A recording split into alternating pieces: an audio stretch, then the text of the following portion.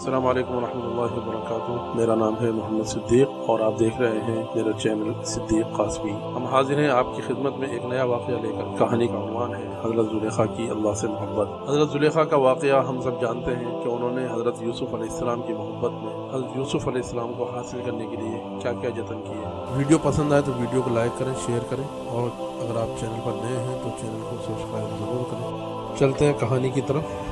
اور یہ واقعہ قرآن میں سورہ یوسف میں مکمل بیان کیا گیا ہے۔ قرآن کسی بھی واقعہ کو یوں ہی بیان نہیں کرتا، بلکہ اس کے اندر ہمارے لیے عبرت اور نصیحت ہوتی ہے۔ اس واقعہ میں ہمیں جہاں حضرت زلیخا کی کوشش ملتی ہے، وہیں اپنی عزت اور ایمان کی حفاظت کیسے کی جائے، یہ بھی ہمیں حضرت یوسف علیہ السلام کے عمل سے ملتی ہے۔ حضرت یوسف علیہ السلام نے اللہ سے دعا کی اور اس کے بعد جیل چلے گئے، مگر اپنی عزت، غیرت اور ایمان کو بچا لیا۔ اس کے بدلے اللہ نے جو انعام دیا وہ ہم سب جانتے ہیں۔ روایات میں ہے کہ اس کے بعد حضرت زلیخا کو بھی اپنی غلطی کا احساس ہوا اور انہوں نے بھی اللہ کے حقوق توبہ کی، ایمان لے آئیں، اور روایت کے مطابق ان کا نکاح حضرت یوسف علیہ السلام سے ہو گیا تھا۔ اس پورے واقعے کا ایک رخ ہم جانتے ہیں، مگر حضرت زلیخا کے قصے کا دوسرا رخ بھی ہے جو ان کی توبہ کے بعد کا ہے۔ ہم یہ تو جانتے ہیں کہ حضرت زلیخا نے حضرت یوسف علیہ السلام سے محبت کی اور ان کی محبت میں اس قدر بےتاب ہوئی کہ گناہ تک کا ارادہ کر دیا، لیکن حضرت یوسف علیہ السلام نے اللہ سے دعا کی اور اللہ نے ان کو محفوظ کیا۔ مگر ان کی توبہ کے بعد کا جو واقعہ ہے وہ شاید ہم میں سے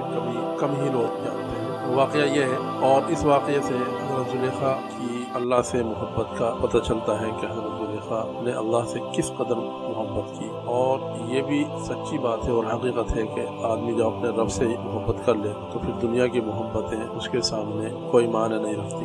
روایت میں ہے کہ حضرت زلیخا جب ایمان لائیں اور حضرت یوسف علیہ السلام کے نکاح میں آئیں تو ان سے علیحدہ ہو کر عبادت میں مصروف ہوئی اور اللہ تعالیٰ کی ہی ہو رہی، یعنی ہر وقت اللہ کی ہی عبادت وہ کرتی رہی۔ اگر حضرت یوسف علیہ السلام اپنے پاس دن کو بلاتے تو رات پر ٹال دیتے، اور رات کو بلاتے تو دن پر، اور کہتی کہ اے یوسف، میں آپ سے جب تک محبت کرتی تھی کہ مجھ کو اللہ کی معرفت نہیں تھی۔ مطلب کہ اے یوسف علیہ السلام، میں آپ سے جب تک محبت کرتی تھی جب تک مجھے اللہ کا پتہ نہیں تھا، اللہ کی محبت میرے دل میں نہیں تھی۔ اب جب کہ میں نے اس کو پہچان لیا ہے تو اس کی محبت نے میرے دل میں کسی اپنے غیر کی محبت نہ چھوڑی۔ اللہ اکبر، کیا الفاظ ہیں زلیخا کے۔ حضرت زلیخا کہتی ہیں حضرت یوسف علیہ السلام سے کہ اے یوسف، میں آپ سے جب تک محبت کرتی تھی کہ مجھ کو اللہ کی معرفت نہ تھی، یعنی میں اللہ کو نہیں پہچانتی تھی۔ اب جب کہ میں نے اس کو پہچان لیا اور میں اس پر ایمان لے آئی، اور اس کی محبت یعنی اللہ کی محبت میرے دل میں بس گئی، اللہ کی محبت نے میرے دل میں گھر کر لیا، تو اللہ کی محبت نے کسی دوسرے کی محبت میرے دل میں نہ چھوڑی،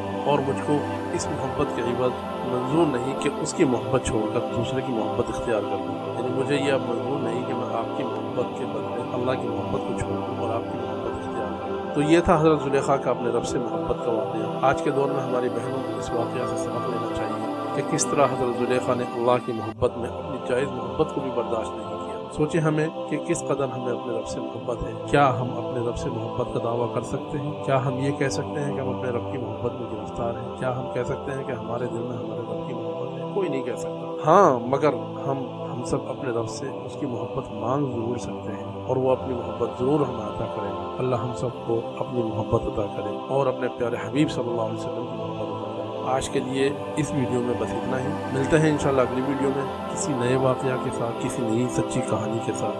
تب تک کے لیے اللہ حافظ۔ السلام علیکم ورحمۃ اللہ وبرکاتہ۔